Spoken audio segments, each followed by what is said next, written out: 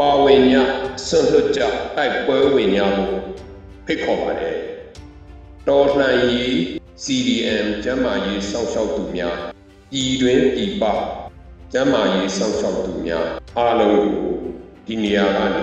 ပါဝင်မှုဖိတ်ခေါ်ပါတယ်ကျွန်တော်တို့ကိုယ်တိုင်မြေပြင်မှာရောက်ရှိပြီးတိုက်ပွဲဝင်နေပါတယ်အယိုးနဲ့ထိခိုက်ဒဏ်ရာခွဲစိတ်မှုတွေအုံနောက်နဲ့အာယုံရောခွဲစိတ်မှုတွေ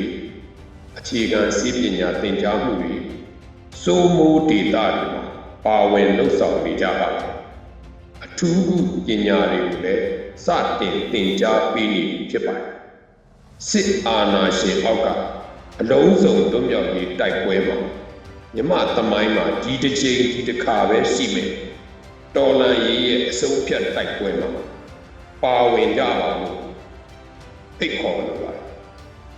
ငါတို့အသွေးအသားအသက်တွေနဲ့ဆွမ်းလွတ်စွန့်စားခြင်းတွေနဲ့လွတ်မြောက်တဲ့အေးချမ်းသာယာတဲ့တရားမျှတမှုရှိတဲ့ Federal Democracy နိုင်ငံကိုတည်ဆောက်ကြဖို့အတွက်ပါဝင်ကြပါဆွတ်လွတ်ကြပါတိုက်ပွဲဝင်ကြပါဖိတ်ခေါ်အပ်ပါတယ်ရေတော်